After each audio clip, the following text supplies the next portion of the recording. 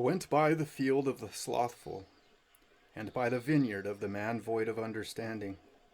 And lo, it was all grown over with thorns, and nettles had covered the face thereof, and the stone wall thereof was broken down. Then I saw and considered it well. I looked upon it and received instruction. Solomon.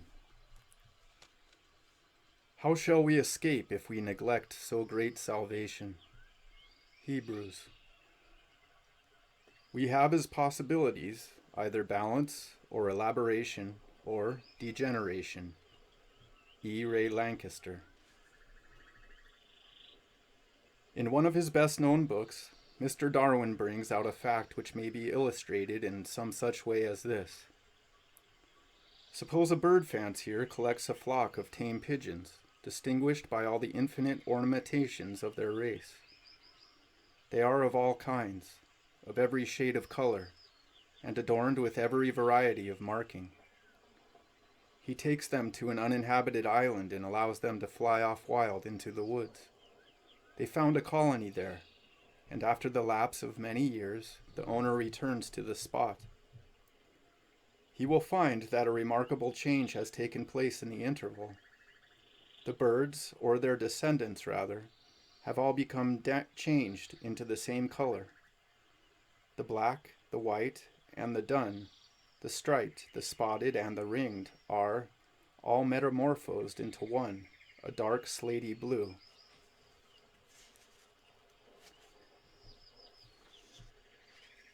Two plain black bands monotonously repeat themselves upon the wings of each, and the loins beneath are white. But all the variety, all the beautiful colors, all the old graces of form, it may be, have disappeared. These improvements were the result of care and nurture, of domestication, of civilization. And now that these influences are removed, the birds themselves undo the past and lose what they had gained. The attempt to elevate the race has been mysteriously thwarted. It is as if the original bird, the far remote ancestors of all doves, had been blue, and these had been compelled by some strange law to discard the badges of their civilization and conform to the ruder image of the first. The natural law by which such a change occurs is called the principle of reversion to type. It is a proof of the universality of this law that the same thing will happen with a plant. A garden is planted, let us say, with strawberries and roses, and for a number of years is left alone. In process of time it will run to waste. But this does not mean that the plants will really waste away, but that they will change into something else, and as it invariably appears, into something worse. In the one case, namely, into the small, wild strawberry of the woods, and in the other, into the primitive dog rose of the hedges. If we neglect a garden plant, then, a natural principle of deterioration comes in, and changes it into a worse plant. And if we neglect a bird, by the same imperious law, it will be gradually changed into an uglier bird. Or, if we neglect almost any of the domestic animals, they will rapidly revert to wild and worthless forms again. Now the same thing exactly would happen in the case of you or me. Why should man be an exception to any of the laws of nature? Nature knows him simply as an animal. Subkingdom, Vertebrata. Class, Mammalia. Order, Bimana. and the law of reversion to type runs through all creation. If a man neglect himself for a few years, he will change into a worse man and a lower man. If it is his body that he neglects, he will deteriorate into a wild and bestial savage, like the dehumanized men who are discovered sometimes upon desert islands. If it is his mind, it will degenerate into imbecility and madness. Solitary confinement has the power to unmake men's minds and leave them idiots. If he neglect his conscience, it will run off into lawlessness and vice. Or, lastly, if it is his soul, it must inevitably atrophy, drop off in ruin and decay. We have here, then, a thoroughly natural basis for the question before us. If we neglect, with this universal principle staring us in the face, how shall we escape? If we neglect the ordinary means of keeping a garden in order, how shall it escape running to weeds and waste? Or, if we neglect the opportunities for cultivating the mind, how shall it escape ignorance and feebleness? So, if we neglect the soul, how shall it escape the natural retrograde movement, the inevitable relapse into barrenness and death? It is not necessary, surely, to pause for proof that there is such a retrograde principle in the being of every man. It is demonstrated by facts, and by the analogy of all nature. 3 possibilities of life, according to science, are open to all living organisms: balance, evolution, and degeneration. The first denotes the precarious persistence of a life along what looks like a level path, a character which seems to hold its own alike against the attacks of evil and the appeals of good. It implies a set of circumstances so balanced by choice or fortune that they neither influence for better nor for worse. But except in theory this state of equilibrium, normal in the inorganic kingdom, is really foreign to the world of life, and what seems inertia may be a true evolution, unnoticed from its slowness, or, likelier still, a movement of degeneration, subtly obliterating, as it falls, the very traces of its former height. From this state of apparent balance, evolution is the escape in upward direction, degeneration in the lower. But degeneration, rather than balance or elaboration, is the possibility of life embraced by the majority of mankind. And the choice is determined by man's own nature. The life of balance is difficult. It lies on the verge of continual temptation. Its perpetual adjustments become fatiguing. Its measured virtue is monotonous and uninspiring. More difficult still, apparently, is the life of ever upward growth. Most men attempt it for a time, but growth is slow, and despair overtakes them while the goal is far away. Yet none of these reasons fully explains the fact that the alternative which remains is adopted by the majority of men. That degeneration is easy only half accounts for it. Why is it easy? Why, but that already in each man's very nature, this principle is supreme. He feels within his soul a silent drifting motion, impelling him downward, with irresistible force. Instead of aspiring to conversion to a higher type, he submits by a law of his nature to reversion to a lower. This is degeneration, that principle by which the organism, failing to develop itself, failing even to keep what it has got, deteriorates, and becomes more and more adapted to a degraded form of life.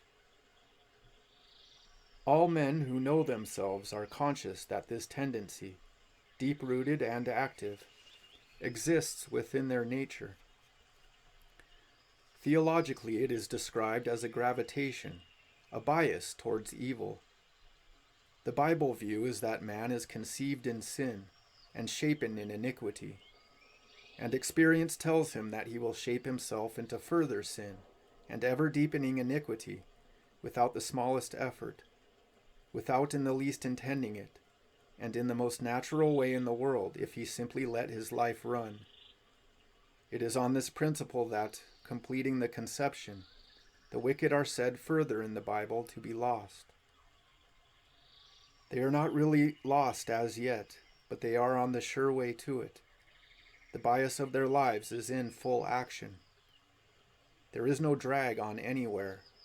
The natural tendencies are having it all their own way, and although the victims may be quite unconscious that all this is going on, it is patent to everyone who considers even the natural bearings of the case that the end of these things is death. When we see a man fall from the top of a 5-story house, we say the man is lost. We say that before he has fallen a foot, for the same principle that made him fall the 1 foot will undoubtedly make him complete the descent by falling other 80 or 90 feet, so that he is a dead man or a lost man from the very first. The gravitation of sin in a human soul acts precisely in the same way. Gradually, with gathering momentum, it sinks a man further and further from God and righteousness, and lands him by the sheer action of a natural law in the hell of a neglected life. But the lesson is not less clear from analogy. Apart even from the law of degeneration, apart from reversion to type, there is in every living organism a law of death. We are wont to imagine that nature is full of life. In reality, it is full of death. One cannot say it is natural for a plant to live. Examine its nature fully, and you have to admit that its natural tendency is to die. It is kept from dying by a mere temporary endowment, which gives it an ephemeral dominion over the elements, gives it power to utilize for a brief span the rain, the sunshine, and the air. Withdraw this temporary endowment for a moment, and its true nature is revealed. Instead of overcoming nature, it is overcome. The very things which appeared to minister to its growth and beauty now turn against it and make it decay and die. The sun which warmed it withers it. The air and rain which nourished it rot it. It is the very forces which we associate with life which, when their true nature appears, are discovered to be really the ministers of death. This law, which is true for the whole plant world, is also valid for the animal and for man. Air is not life, but corruption. So literally corruption, that the only way to keep out corruption when life has ebbed is to keep out air. Life is merely a temporary suspension of these destructive powers. And this is truly one of the most accurate definitions of life we have yet received. Quote, "The sum total of the functions which resist death." Spiritual life, in like manner, is the sum total of the functions which resist sin. The soul's atmosphere is the daily trial, circumstance, and temptation of the world. And as it is life alone which gives the plant power to utilize the elements, and as, without it, they utilize it, so it is the spiritual life alone which gives the soul power to utilize temptation and trial. And without it, they destroy the soul. How shall we escape if we refuse to exercise these functions? In other words, if we neglect. This destroying process, observe, goes on quite independently of God's judgment on sin. God's judgment on sin is another and more awful fact of which this may be a part, but it is a distinct fact by itself, which we can hold and examine separately, that on purely natural principles the soul that is left to itself unwatched, uncultivated, unredeemed, must fall away into death by its own nature. The soul that sinneth, it shall die. It shall die, not necessarily because God passes sentence of death upon it, but because it cannot help dying. It has neglected the functions which resist death, and has always been dying. The punishment is in its very nature, and the sentence is being gradually carried out all along the path of life by ordinary processes which enforce the verdict with the appalling faithfulness of law. There is an affectation that religious truths lie beyond the sphere of the comprehension which serves men in ordinary things. This question at least must be an exception. It lies as near the natural as the spiritual. If it makes no impression on a man to know that God will visit his iniquities upon him, he cannot blind himself to the fact that nature will. Do we not all know what it is to be punished by nature for disobeying her? We have looked round the wards of a hospital, a prison, or a madhouse, and seen there nature at work squaring her accounts with sin. And we know as we looked that if no judge sat on the throne of heaven at all, there was a judgment there, where an inexorable nature was crying aloud for justice, and carrying out her heavy sentences for violated laws.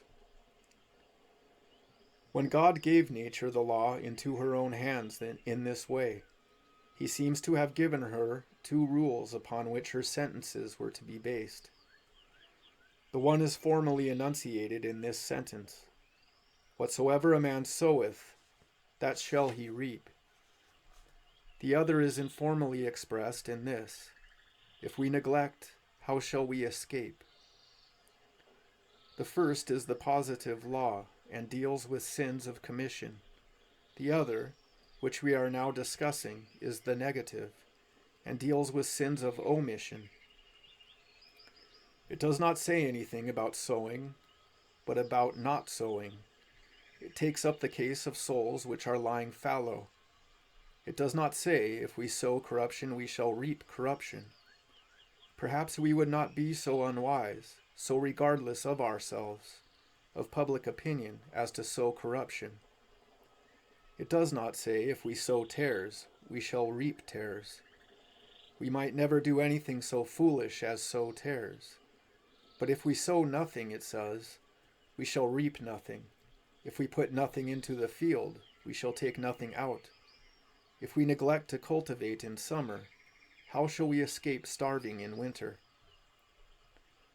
Now the Bible raises this question, but does not answer it, because it is too obvious to need answering.